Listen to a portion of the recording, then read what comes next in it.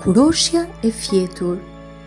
Na ishin një herë në një vend të largët, një mbret dhe një mbretëresh që e pritën me gëzim lindjen e vajzës së tyre të parë, princeshës së vogël Aurorë. Disa ditë më pas, mbreti dhe mbretëresha ftuan 7 zana në kështjell. Zakoni e donte që secila prej tyre t'i sillte vogëlushe si dhurat një virtyt. Prej tyre Aurora mori dhurat bukurinë, hijeshin, mirësinë, zjuarsinë, zërin e ëmbël të bilbilit dhe aftësinë për t'i rënë çdo lloj vegle muzikore. Kjo vajzë do të bëhet e mrekullueshme, tha njëra nga zanat. Po ku është futur Mirabela? Ajo motra jon, hutaqe, vjen vonë edhe në kësi rastesh, u ankua një zanë tjetër. Në vend të Mirabelës, në sallonin e festave u shfaq papritur Harpja, një fallxore plak nga e cila të gjithë ruheshin shumë. Harpja përmendi më shumë për karakterin e saj të prapë dhe ziliqar, sesa për bujarinë e veçantë të zanave. Madhëri, pse nuk më ftuat dhe mua?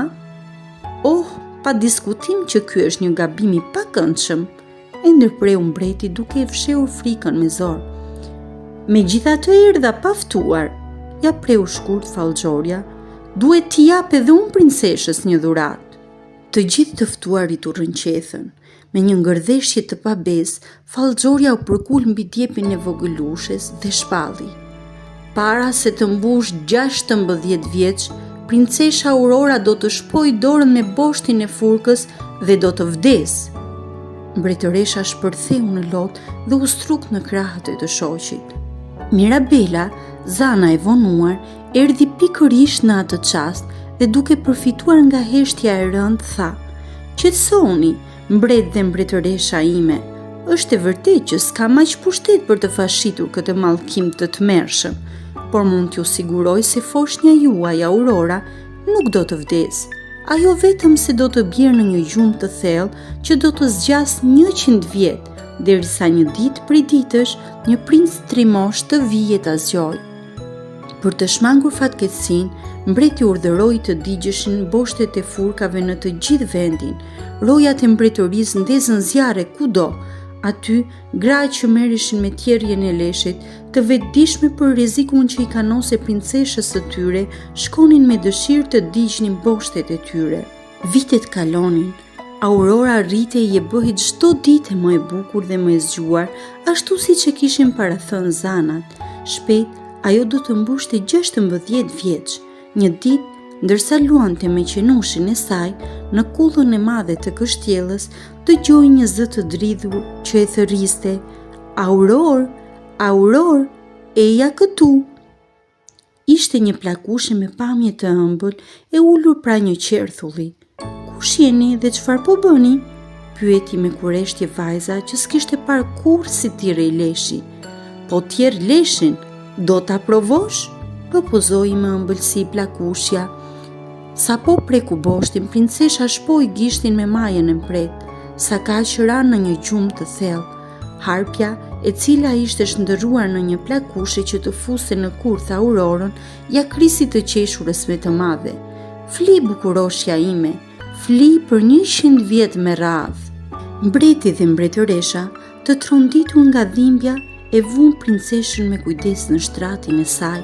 Mirabela, zana e mirë, nxitoi për në kështjell dhe duke menduar se Aurora do të ndihej fillikat dhe e trishtuar kur të zgjojë pas shumë kohësh, vendosi që t'i vinte në gjumë të gjithë banorët të kështjellës, përfshi edhe kafshët. Me prekjen e shkopit magjik, të gjithë ranë në një gjumë të thellë. Pastaj, Mirabela bëri që të rritet çdo bimë rreth e rrotull kështjellës, duke krijuar një përshtjellim të tillë manaferash, murrizash e drizash që askush do të mund ta kapërcente. Kështu kaluan 100 vite të gjata. Një princ i ri e mori vesh atë që tashmë ishte kthyer në një legjendë të përcjell brez pas brezi. Në një kështjell, diku në pyll, flinte prej shumë vitesh një princeshë e bukur, të cilën të gjithë e thërrisnin bukuroshja e fjetur. Princi, i cili ishte një trim i qartur, vendosi të shkonte vetë që ta vërtetonte. Sapo ju afrua kështjellës, shkurret u mënjanuan dhe I hapën udhën të kalonte. Princi hyri në sallonin e festave dhe shtangu I habitur.